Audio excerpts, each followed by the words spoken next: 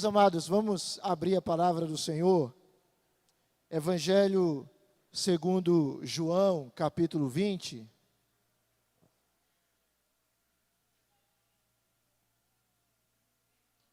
Evangelho segundo João, capítulo 20,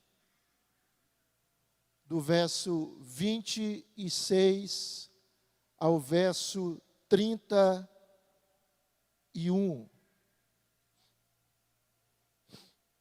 Nós estamos em uma série de reflexões sobre o Salvador maravilhoso.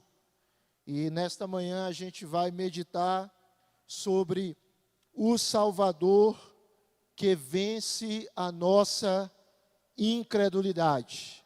Vamos dizer todos juntos esse tema? O Salvador que vence a nossa incredulidade. Mais uma vez, irmãos, mais forte. O Salvador que vence a nossa incredulidade. É sobre isso que nós vamos falar nesta manhã. Evangelho de João, capítulo 20. Do verso 26 até o verso de número 31.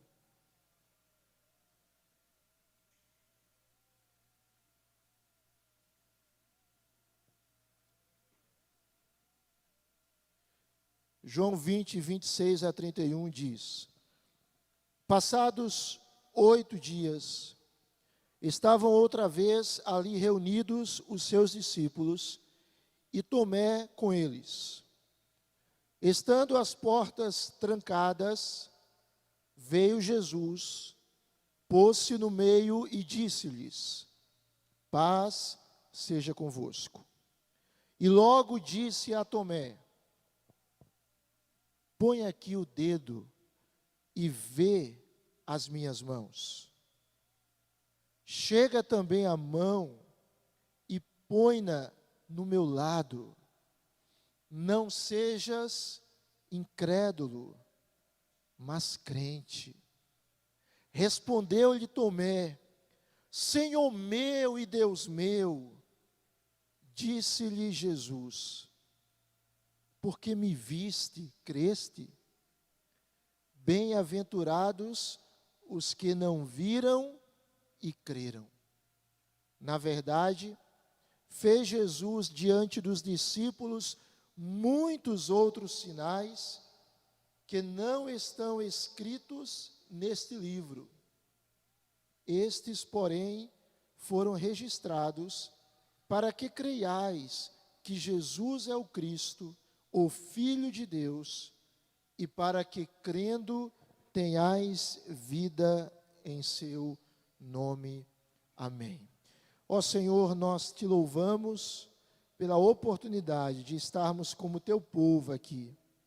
Senhor, é um privilégio podermos cantar louvores à tua pessoa, podermos ler a tua palavra, ouvir a tua voz através da ministração dela. Senhor, continua a nos abençoar e que o teu Espírito continue a falar conosco. Senhor, enche-me com o teu Espírito. Senhor, capacita-me a pregar a tua palavra com fidelidade para o louvor da tua glória. Senhor, abençoe os meus irmãos, abençoe o teu povo aqui reunido, pois nós pedimos em nome de Jesus. Amém, amém. Meus amados irmãos, a incredulidade não é um mal menor, não é um mal pequeno, porque na verdade não há mal no sentido teológico pequeno. A incredulidade é algo extremamente nocivo para a vida de qualquer pessoa.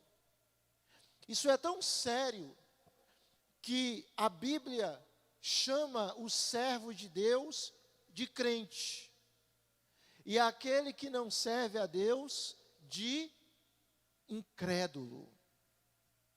Perceba que a Bíblia nos apresenta uma linha demarcatória muito clara daquele que serve a Deus, ele é crente, e daquele que não serve a Deus, ele é incrédulo. A Bíblia nos mostra, lá em Gênesis capítulo 3, que os nossos primeiros pais, Adão e Eva, eles caíram em pecado, eles comeram do fruto proibido, porque eles preferiram de alguma maneira crer na palavra de Lúcifer, de Satanás, que se encarnou numa serpente, de que se eles comessem daquele fruto, eles não iriam morrer, eles seriam conhecedores do bem e do mal, ao contrário do que Deus disse, que se eles comessem daquele fruto, eles iriam morrer. O que aconteceu com os nossos primeiros pais? Eles preferiram acreditar na mentira de Lúcifer do que na verdade de Deus. Se você caminha agora pensando até nós como seguidores de Cristo, como a incredulidade, como a dúvida pode nos ser extremamente nociva, em Tiago capítulo 1, do verso 5 ao verso 8, Tiago fala sobre a sabedoria e diz que se nós necessitamos de sabedoria, nós temos que pedir a Deus e Ele vai nos dar liberalmente. Mas precisamos pedir com fé e não com dúvida, porque a pessoa que duvida é como, os irmãos se lembram? É como a onda, impelida, agitada pelo vento. E esse homem, ele não vai ter êxito na sua vida de oração. Dúvida, portanto, é o oposto da fé. Porque Hebreus capítulo 11, versículo 1 diz: ora, a fé é a certeza das coisas que se esperam e a convicção de fatos que se não veem. O fato é que a dúvida é algo nocivo, a incredulidade é algo letal. E esse texto nos mostra um episódio muito conhecido de Jesus com um homem chamado Tomé. Assim como se alguém for chamado hoje de fariseu, saiba que não é um elogio. Assim também, se alguém for chamado de Tomé, também não é um elogio. Tomé ficou estigmatizado. Por quê? Porque diz a Bíblia que o Senhor Jesus ressuscita no domingo de Páscoa. E quando ele ressuscita, no domingo de Páscoa, ele aparece.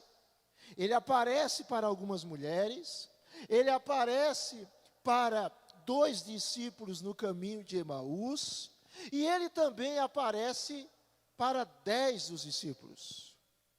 Quem não estava? Judas, que tinha se suicidado, e Tomé. E ele aparece, se mostra aos seus discípulos de maneira gloriosa, mas Tomé, que não estava, chamado Dídimo, a palavra Dídimo significa gêmeo, o texto bíblico não explica se Tomé tinha um irmão gêmeo, mas isso não é o mais relevante.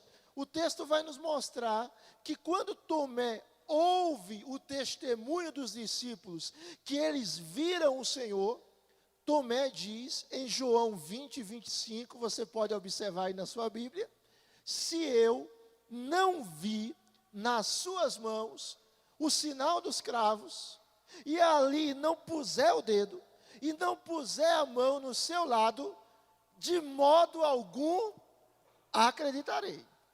Então eu quero ver Jesus, mas não basta ver. Eu quero ver as feridas de Jesus, mas não basta ver as feridas. Eu quero colocar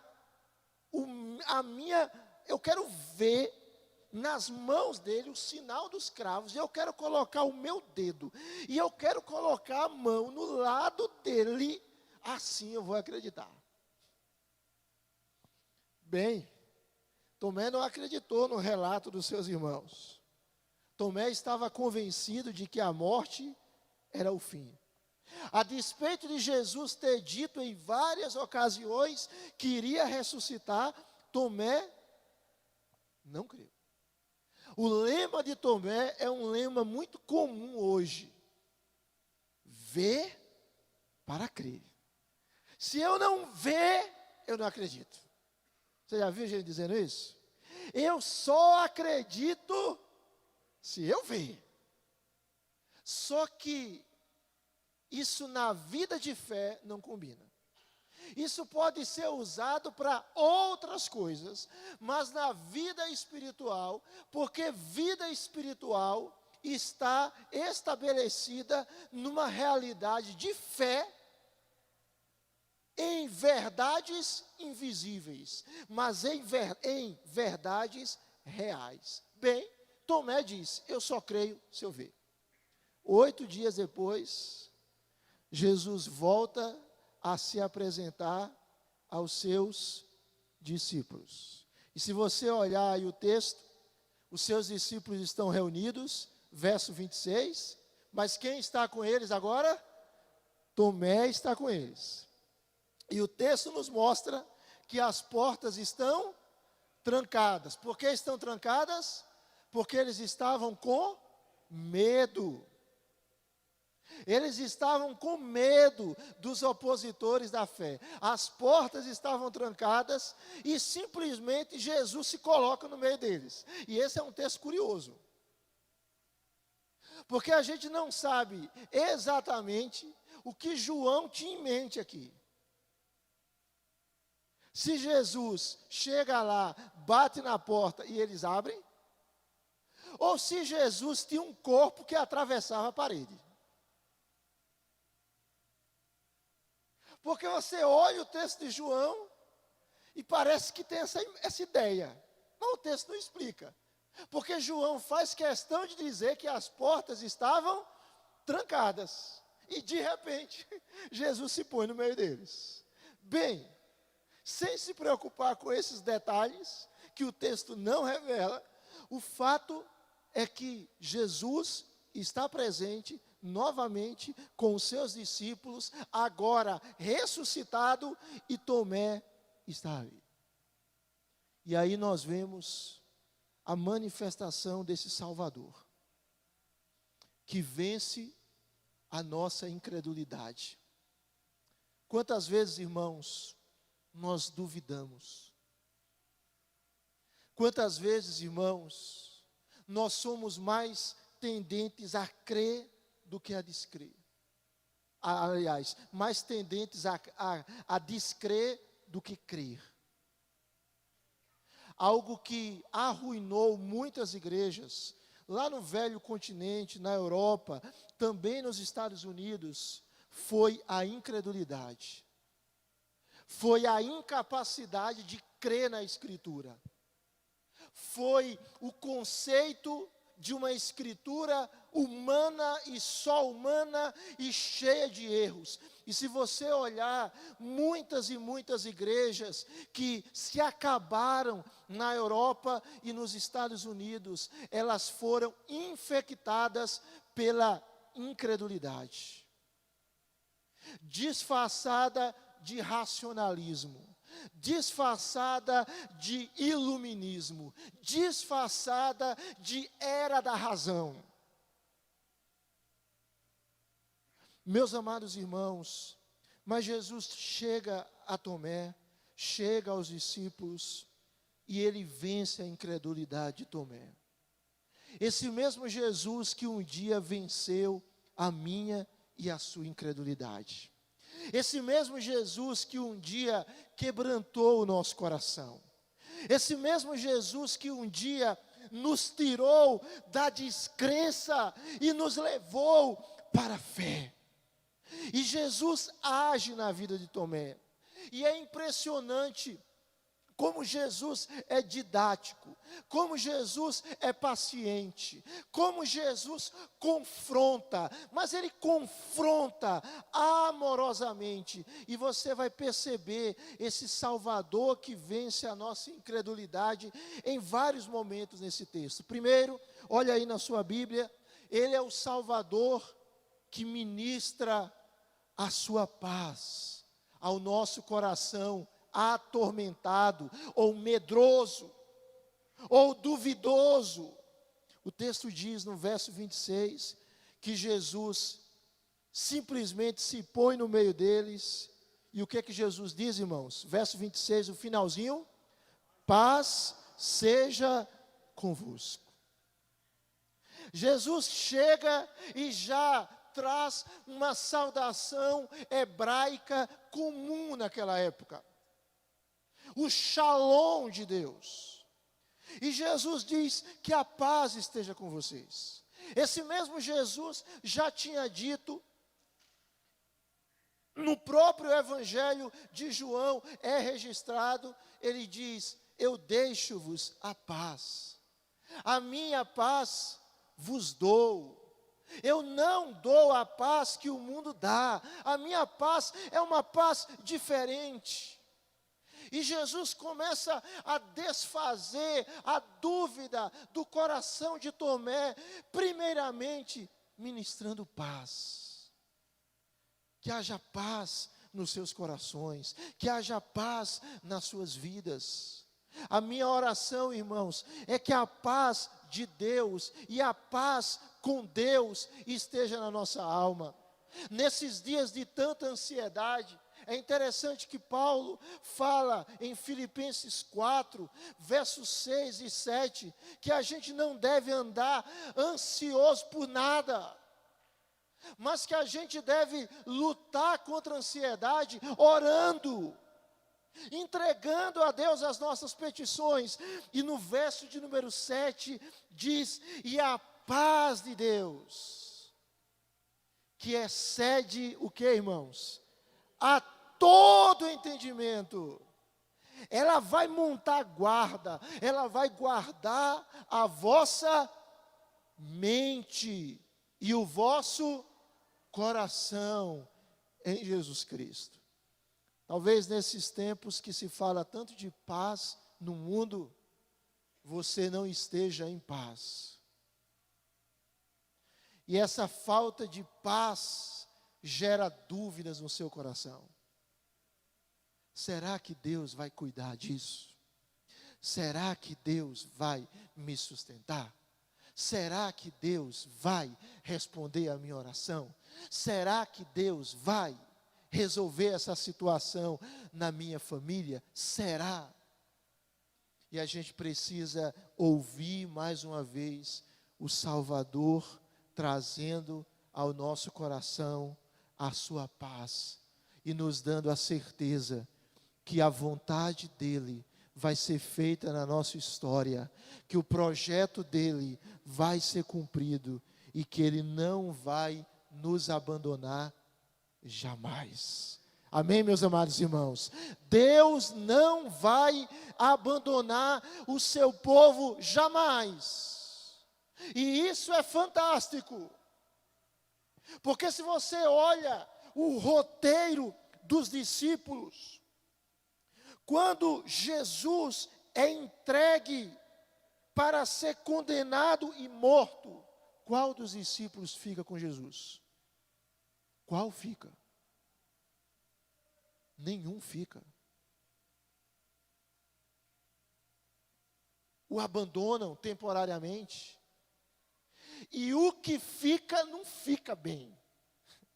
É Pedro, que a Bíblia diz que ele seguia de longe. E em 3 oportunidades que disseram: você é um deles, Pedro disse: não sou, negando a Cristo. Mas esse mesmo Jesus que viu o fracasso dos seus discípulos, foi o mesmo Jesus que foi até eles. Esse mesmo Jesus que viu a incredulidade dos seus discípulos, foi o mesmo Jesus que pós-ressurreição foi até os seus discípulos e disse: paz esteja com vocês. Esse é um Jesus de fato maravilhoso, que na nossa fraqueza nos ergue e nos restaura. O texto vai caminhar e nos mostra que Jesus faz uma outra coisa. Esse Salvador apresenta evidências irrefutáveis. Nesse processo de conduzir Tomé da incredulidade para a fé, da dúvida para a convicção, no verso 27, depois de Jesus saudar os discípulos, olha aí na sua Bíblia, Jesus vai ter uma conversa direta com Tomé. É muito interessante, né? Porque aqui nós vemos claramente a onisciência de Jesus. Não é? Porque Tomé não tinha dito para Jesus: ó Senhor, se eu não ver, eu não creio. Tomé não disse isso para Jesus. Tomé disse isso para os discípulos na ausência física de Jesus. Mas Jesus fica sabendo, porque Ele é Deus. No uso do seu atributo da onisciência, Ele fica sabendo. E aí Jesus confronta Tomé. E o confronta compassivamente, mostrando que ressuscitou, porque o texto diz que Jesus vai dizer o que Tomé queria vivenciar. Jesus diz: põe aqui o dedo e vê as minhas mãos. Coloca o dedo aqui. Olha o cravo. Há uma discussão aí nos teólogos, onde o cravo foi colocado, né? Aqui, né? Coloca o dedo aqui e vê as minhas mãos. Agora chega a tua mão e coloque no meu lado. Não sejas o quê? Incrédulo, mas crente. Jesus apresenta evidências irrefutáveis e confronta Tomé. E confronta a incredulidade de Tomé. Como nós precisamos, irmãos, lidar com a incredulidade de maneira séria, porque ela é nociva, ela mina a nossa fé. Se você ler Hebreus 3, 18 e 19, vai fazer uma associação com o povo de Israel, da sua desobediência e da sua incredulidade. O povo de Israel desobedeceu a Deus no deserto, porque foi incrédulo.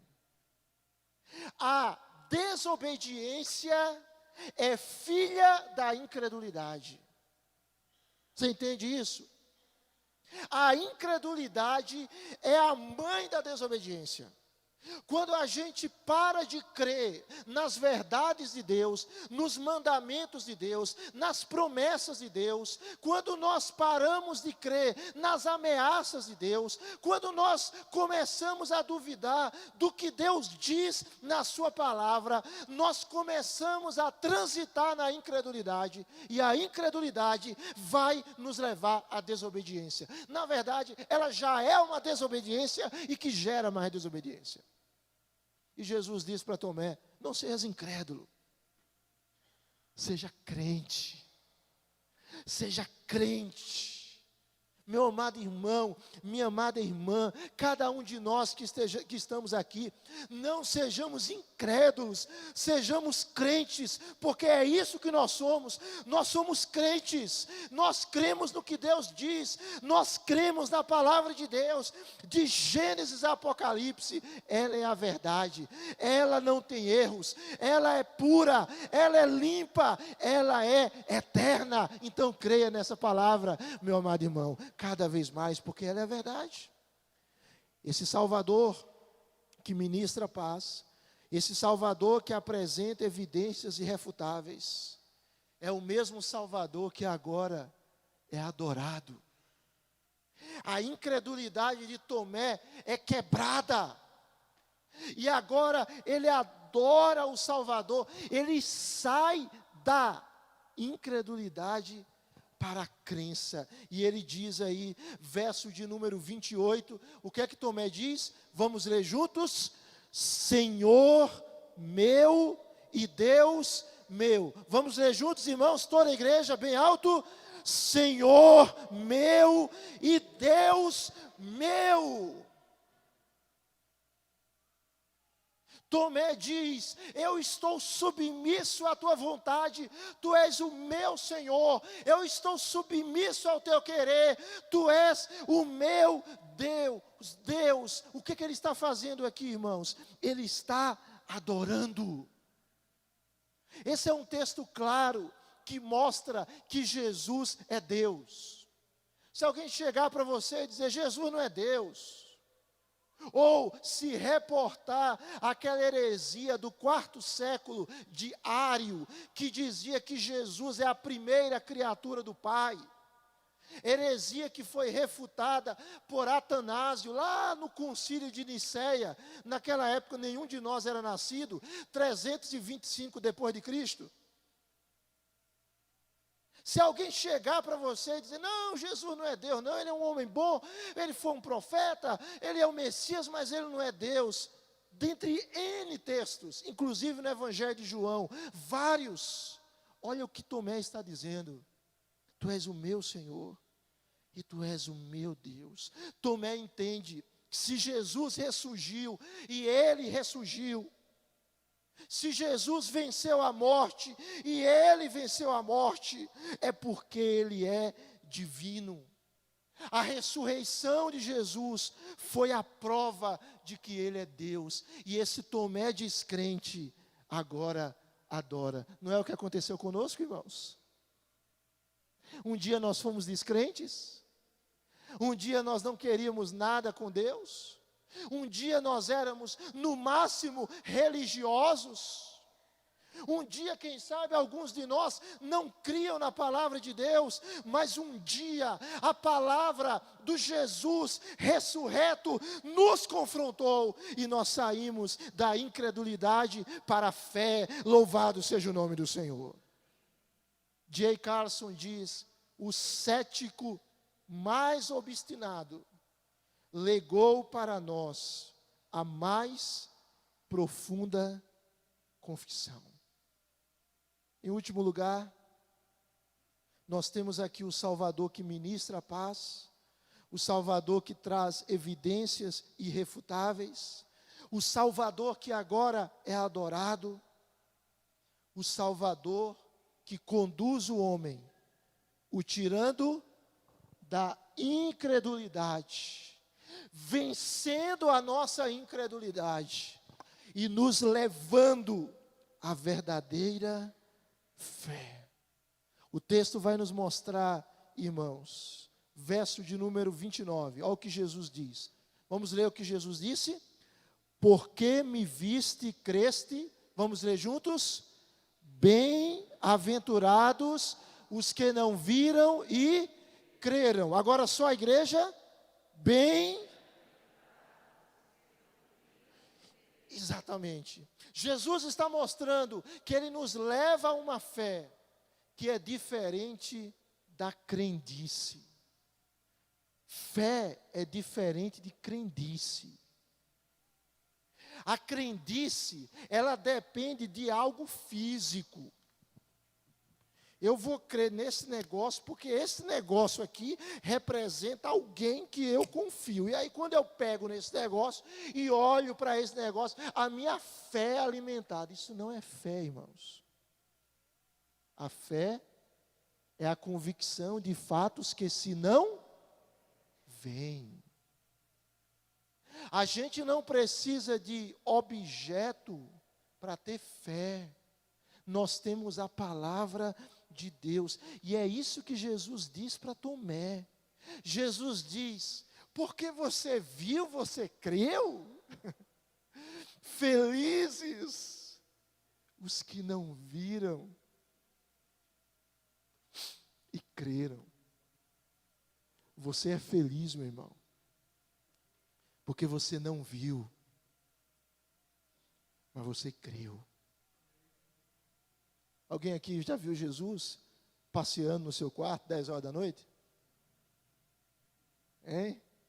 Alguém recebeu uma visita do Senhor glorificado visivelmente. Se alguém recebeu, por favor, converse comigo depois da escola dominical.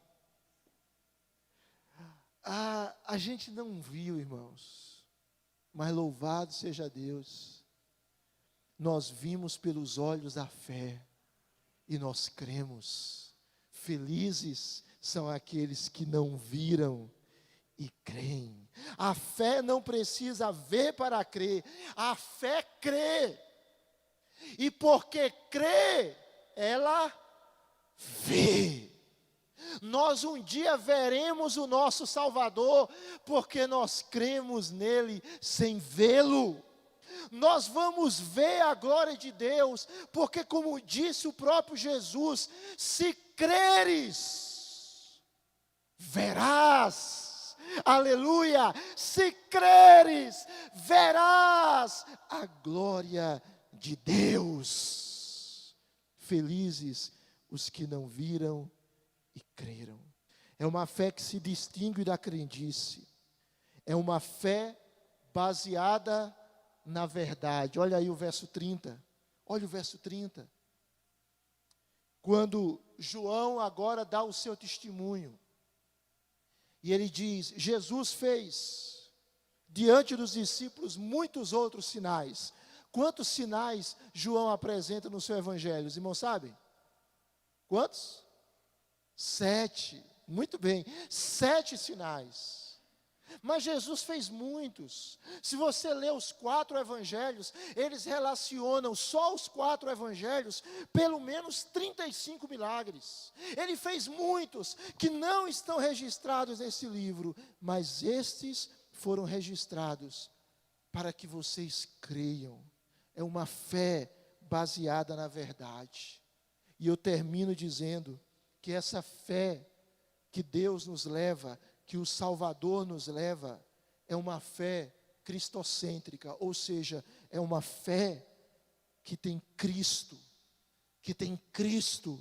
como centro. Nós não temos fé na fé, nós não temos fé em ídolos, nós não temos fé em nós mesmos, nós não temos fé no pensamento positivo. Pensa positivo, vai dar certo. Diz várias vezes, vai dar certo. Nós não temos fé nisso. Nós não temos fé, bate 3 vezes na madeira, né? Nós não temos fé nisso. Nós não temos fé naquela ideia. Sexta-feira 13, teve sexta-feira 13 um dia desse, não foi? Sexta-feira 13 é um dia terrível, a gente não acredita nisso. A gente não acredita naquela ideia. Meu Deus, vi um gato preto, é um mau presságio. Meu Deus, não posso passar embaixo de uma escada. Pode ser um mau presságio. Meu Deus, me lembro quando eu era criança. Se alguém passar debaixo do braço de outro assim, não vai crescer mais. Meu Deus, que tolice. Que tolice. Vou entrar literalmente com o pé direito, porque dá sorte. Dia tal eu vou estar de branco, para atrair bons fluidos. Que tolice, irmãos. A nossa fé, irmãos, a nossa fé, graças a Deus. E eu falo isso não num tom de zombaria a quem acredita isso, de maneira alguma.